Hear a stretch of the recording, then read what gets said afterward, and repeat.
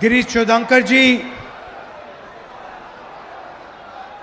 Selva Perutangai ji, Bhatti ji, RahulGandhi ji, AM Muniratnan ji, Ishwarappan ji, Ezil Caroline ji, Kazi ji, Madhu ji, Praveen Chakravarti ji, Naresh Kumar ji, senior leaders on the dais, brothers and sisters, namaskar, vanakkam. This election is about stopping the BJP RSS from capturing Tamil Nadu. இந்த தேர்தல் என்பது RSS BJP தமிழ்நாட்டுக்குள் நுழைவதற்கு முயற்சி செய்கின்ற தேர்தல்.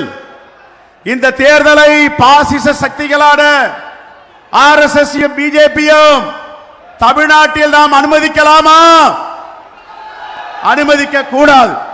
Yesterday you might have seen what Mr. Narendra Modi and Amit Shah were trying to do in parliament. நேற்றைய தினம் நாடாளுமன்றத்தில் நரேந்திர மோடி அவர்களும் அமித்ஷா அவர்களும் மறு வரைவு சட்டத்தை கொண்டு வந்தார்கள். அது என்ன நடந்தது? நேற்றை அது முறியடிக்கப்பட்டு இருக்கிறது. They told the nation a lie. அவர்கள் சொல்லுகிறார்கள் இந்த தேசம் வாழ்ந்து கொண்டிருக்கிறது என்று. They said they were trying to pass a bill for women's representation. அவர்கள் சொல்லுகிறார்கள் நாடாளுமன்றத்திலே பெண்களுக்கான இடஒதுக்கீட்டை நாங்கள் கொண்டு வருகிறோம், அதை ஏற்படுத்த போகிறோம் என்று அவர்கள் சொல்லுகிறார்கள். But hidden behind that bill was a diabolical idea. உண்மை என்னவென்றால் இவர்கள் உண்மையை பழி தோண்டி குழி தோண்டி புதைக்க பார்க்கிறார்கள். They wanted to change the electoral map of India. அவர்கள் தேர்தலுக்கான வரைபடத்தை அமைக்க துடித்துக் கொண்டிருக்கிறார்கள். They wanted to change the number of seats that each state gets. தொகுதிகளுக்கான மாநிலங்களுக்கான தொகுதியை அவர்கள் மாற்றி அமைக்க நினைக்கிறார்கள். They wanted to weaken the South Indian states, weaken the northeastern states and weaken smaller states. தமிழ்நாடை சீரழிக்க பார்க்கிறார்கள், ஒடுக்க பார்க்கிறார்கள். வடகிழக்கு மாநிலங்களை ஒடுக்க பார்க்கிறார்கள், தொகுதிகளை குறைக்க பார்க்கிறார்கள். You have already seen the Prime Minister attacking our constitution. Narendra Modi ஏற்கனவே இந்திய அரசியலமைப்பு சட்டத்தை ஒடுக்குவதற்கும் சீரழிப்பதற்கும் முயற்சி செய்கிறார்கள் என்பதை நீங்கள் அறிந்திருப்பீர்கள். In the constitution it is clearly written, India, that is Bharat, is a union of states. India என்பது இந்திய அரசியலமைப்பு சட்டத்தில் பாரத் என்று சொல்லுகின்ற எல்லா மாநிலங்களையும் அடக்கிய யூனியன் தான் India. That means that every state has to have a voice. எல்லா மாநிலங்களுக்கும் குரல் கொடுக்கின்ற உரிமை இருக்கிறது. It means that every language needs to be protected. எல்லா மொழிகளும் பாதுகாக்கப்பட வேண்டும். It means every state's history, every state's culture, every state's tradition needs to be protected. ஒரு மாநிலத்தின் வரலாறும் கலாச்சாரமும் இலக்கியமும் இலக்கணமும் பாதுகாக்கப்பட வேண்டும். And what the BJP is doing is trying to destroy and attack the idea of Tamil Nadu. BJP தமிழ்நாட்டுடைய அடையாளத்தையும் தமிழ்நாட்டுடைய சித்தாந்தத்தையும் அழிக்க தொடர்ந்து முயற்சி செய்து வருகிறது. When the Prime Minister says one nation, one people, one language, what is he doing? பிரதமர் மோடி சொல்லுகிறார் ஒரு நாடு ஒரு தேர்தல் ஒரு மொழி என்று அவர் சொல்லுகிறார். India is made up of millions of different people. India அப்படி இல்லை, எல்லாரையும் உள்வாங்கியதுதான் இந்தியா. Different languages, பல மொழிகளை சார்ந்தது India. languages with great tradition like Tamil, மொழிகளால் பிணைக்கப்பட்டது. Tamil is not an ordinary language. Tamil சாதாரண மொழி இல்லை. Tamil, please understand, and that is why I stand with the people of Tamil Nadu. Tamil is not an ordinary language. ஏன் தமிழை நேசிக்கிறோம்? தமிழ் மொழிக்காக நாம் நிற்கிறோம். Tamil is the soul of the Tamil people. Tamil இந்த ஆத்மா இந்த தேசம். Tamil is the mother of the Tamil people. Tamil இந்த தாய் இந்த நாட்டிற்கு. How dare the Prime Minister and Amit Shah attack the Tamil language? எவ்வளவு தைரியம் இருந்தால் நரேந்திர மோடியும் அமித்ஷாவும் தமிழ் மொழியை தாக்குதல் தொடர்ந்து நடத்தி வருகிறார்கள். And that is what they are doing. அதனால் இதை கண்டிக்கிறோம். They have their partner, the AIDMK. உண்மையை அவர்கள் புரிந்து கொள்ள வேண்டும், நடைமுறையை அவர்கள் புரிந்து கொள்ள வேண்டும். I want to tell the workers of the AIDMK that your party has had a great tradition in Tamil Nadu. அதிமுகவுக்கு சொல்லுகிறேன், உங்களுடைய கட்சி இன்று என்ன நிலையில் இருக்கிறது? But that party no longer exists. அந்த பார்ட்டி இன்னும் சரியான நடைமுறையில் இல்லை. It is no longer the AIDMK that it used to be. AIDMK இப்போது எங்கே இருக்கிறது, எப்படி இருக்கிறது என்று தெரியும். It is now completely captured by the BJP. ADMK-வை Bharatiya Janata கட்சி பிஜேபி முழுவதுமாக உள்வாங்கி இருக்கிறது. The corruption of the leadership of the AIDMK has allowed the BJP to capture fully the AIDMK. ஊழலில் மலிந்திருந்த அதிமுகவை மிரட்டி காப்பாற்றுவதற்காக மிரட்டி அதிமுகவை பிஜேபி தன்னுடைய கைவசம் படுத்தி இருக்கிறது. இதுதான் உண்மை. Now the AIDMK is only the instrument of the BJP. AIADMK இப்போது பிஜேபியோட கருவியாக இருக்கிறது. And they are trying to use the AIDMK to enter Tamil Nadu. அதிமுகவை பயன்படுத்துவதற்கு எல்லா முயற்சியும் எடுத்து அதிமுகவை தொடர்ந்து பிஜேபி பயன்படுத்தி வருகிறது. I believe and the Congress party believes that the Tamil people should rule Tamil Nadu. நான் நம்புகிறேன், காங்கிரஸ் பேர் இயக்கம் நம்புகிறது, தமிழ்நாட்டில் அது நடப்பதற்கு வாய்ப்பில்லை, நடக்காது. Tamil Nadu should be ruled by Tamil panchayats. தமிழ்நாட்டை யார் ஆள வேண்டும்? தமிழன் ஆள வேண்டும். Tamil Nadu should be ruled by Tamil MLAs. தமிழ்நாட்டை ஆளுவது தமிழ்நாட்டை சார்ந்தவர் ஆள வேண்டும், பிறர் அல்ல. By Tamil chief minister. Tamil பீப்புளுடைய பாரம்பரியம். Tamil Nadu should never be ruled by proxy from Delhi. தமிழ்நாட்டை யாரும் முகமூடி அணிந்து பினாமியாக ஆள முடியாது. We have also ruled in Delhi. நாமும் டெல்லியை ஆண்டு கொண்டிருந்தோம். We never ever tried to rule Tamil Nadu from Delhi. நாங்கள் டெல்லியில் ஆண்டு கொண்டு இருக்கும் போது தமிழ்நாட்டில் மீது எந்த ஆதிக்கத்தையும் நாங்கள் நடைமுறைப்படுத்தவில்லை. We partnered with our brother MK Stalin ji. எங்களுடைய கூட்டாளியாக MK ஸ்டாலின் ஜி இருந்து கொண்டிருக்கிறார். We partner with the DMK. அவருடைய இந்த கட்சியுடைய ஒரு அங்கமாக இருக்கிறார். But we never threatened the DMK, attacked the DMK, used ED on the DMK. used income tax department on the DMK. எந்த நேரத்திலும் எந்த தாக்குதலும் நடத்தியாத எங்கள் வரலாற்றில் இல்லை. The BJP attacks the AIDMK. இப்பொழுது பிஜேபி என்ன செய்கிறது? திமுகவை தாக்குகிறது, அதிமுகவை அரவணைத்து வைத்திருக்கிறது. They threaten the leadership of the AIDMK. They threaten the leadership of the AIDMK. இப்பொழுது இருக்கின்ற அதிமுக தலைமை and the leadership of the AIDMK is fully controlled by them as a result. அதிமுகவுடைய தலைமையை பாஜக முழுவதுமாக கட்டுப்படுத்தி வைத்திருக்கிறது.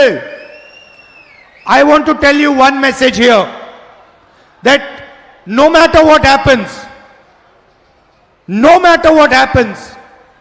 the BJP RSS will never ever enter Tamil Nadu. நான் இங்கே ஒரு செய்தியை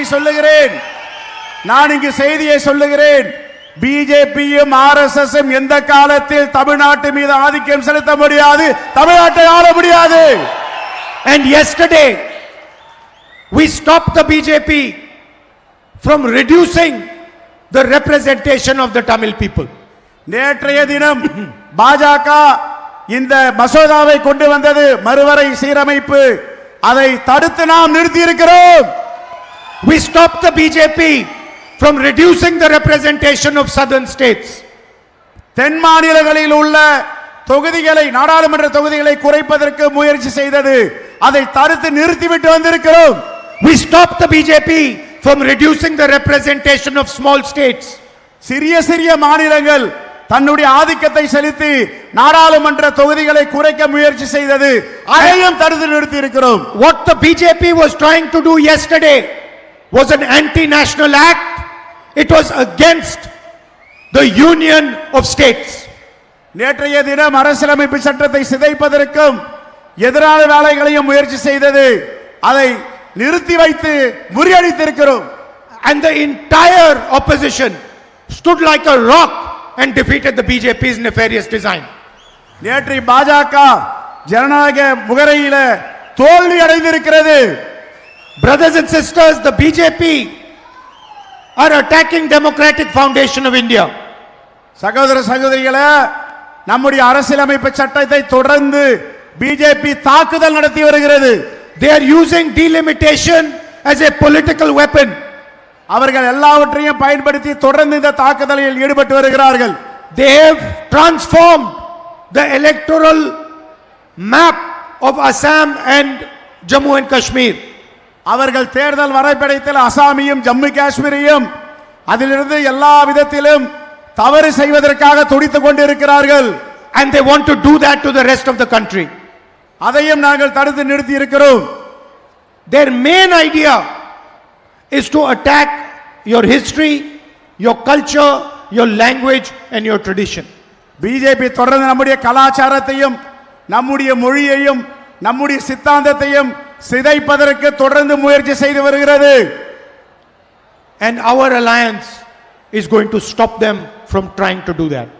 நம்முடைய கூட்டணி அது அனைத்தையும் தடுத்து நிறுத்துவோம். Tamil Nadu has also given a lot to the country. Tamil Nadu என்பது வரலாற்றை பற்றி எல்லாம் நீங்கள் அறிந்திருப்பீர்கள். யாரும் தமிழ்நாட்டில் நெருங்க முடியாது. You defend the country at its borders. இந்த நம்முடைய எல்லையை கூட பிஜேபியால் நெருங்க முடியாது. You help transform the country. You show the country what a progressive vision should look like. இந்த நாடு வளமான நாடாக இருக்க வேண்டும். தமிழ்நாடு வளமான நாடாக வளர்ந்திருக்கிறது. You show the direction of social justice in the country. சமூக நீதிக்கான நாடு தமிழ்நாடு என்பதை நான் ஒத்துக்கொள்கிறேன்.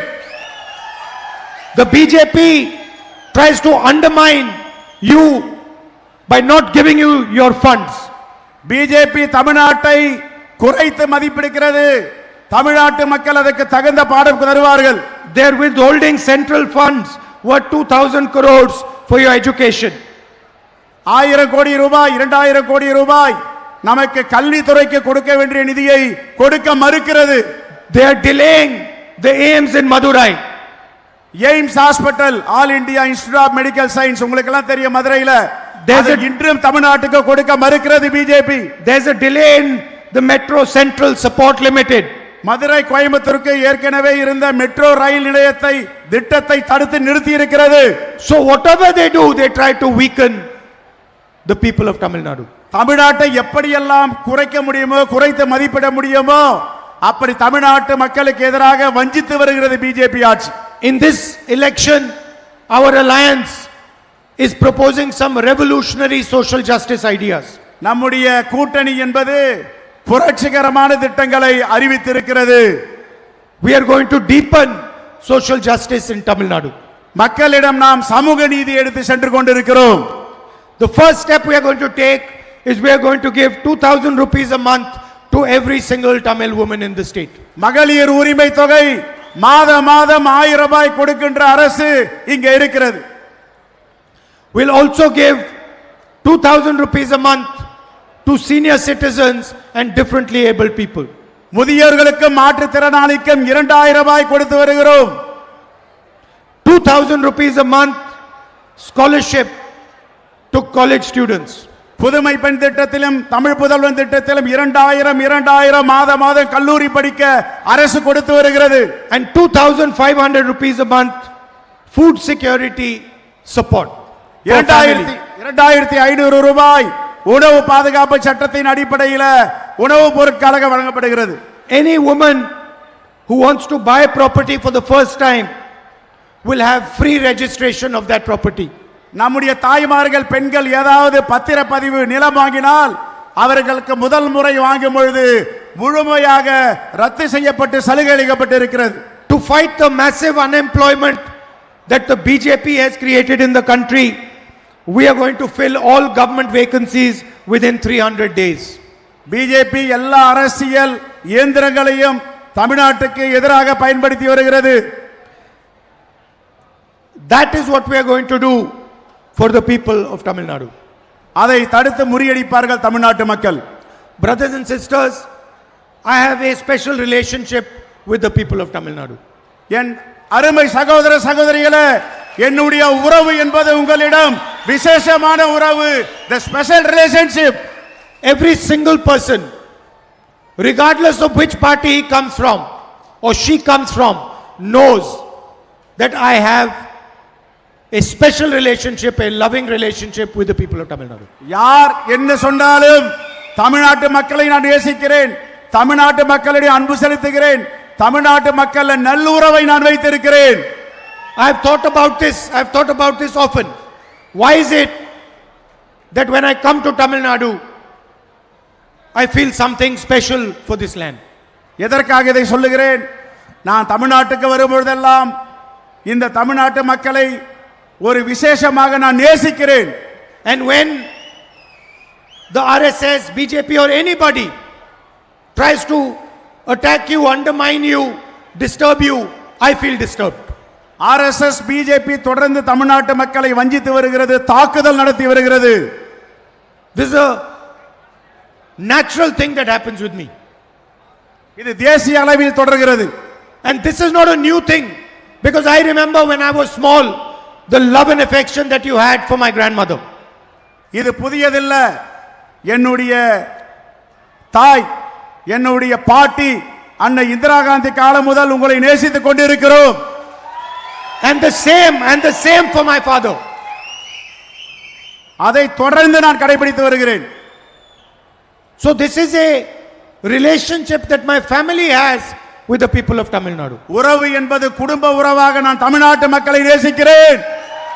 And you have always supported me. நீங்களும் என்னை ஆதரிக்கிறீர்கள் உணர்வுபூர்வமாக. So I want you to understand that I am your soldier in Delhi. நான் ஒன்று சொல்லுகிறேன், நான் உங்களுடைய ஊழியராக நான் டெல்லியில உங்களுக்கு போராடி கொண்டிருக்கிறேன். And whatever you need, whatever support you need, whatever protection you need, I am there. All you have to do is tell me what I have to do. உங்களுக்கு என்ன பாதுகாப்பு வேண்டும், உங்களுக்கு என்ன பிரச்சனை என்றாலும் உங்களுடைய சகோதரன் நான் புது டெல்லியில உங்களுக்காக குரல் கொடுக்க இருக்கிறேன். The BJP and RSS are our ideological enemies. BJP RSS ஐ தொடர்ந்து நாம் எதிர்த்துக் கொண்டு இருக்கிறோம். They want to build an India. அவர்கள் இந்தியாவை உருவாக்க நினைக்கிறார்கள். That is fundamentally different than the India of our constitution. அரசியல் சித்தாந்தத்தோடு சிதைக்க நினைக்கிறார்கள். They want to build an India that goes against the values of Mahatma Gandhi, Ambedkar ji and Jawaharlal Nehru. அவர்கள் மகாத்மா காந்தி புகழையும் பாபா சாஹேப் அம்பேத்கர் புகழையும் சீராய்க்க நினைத்துக் கொண்டிருக்கிறார்கள். They want to build an India which lacks harmony, which is full of hatred, which is full of anger, which is full of aggression. அவர்களுடைய தாக்கங்கள் எல்லாம் இந்தியாவை நேசிப்பது போன்று காட்டிக் கொண்டிருக்கிறார்கள். ஆனால் இந்தியாவிற்கு எதிரான வேலைகளை அவர்கள் தொடர்ந்து செய்து வருகிறார்கள். We want an India which is harmonious, loving and affectionate.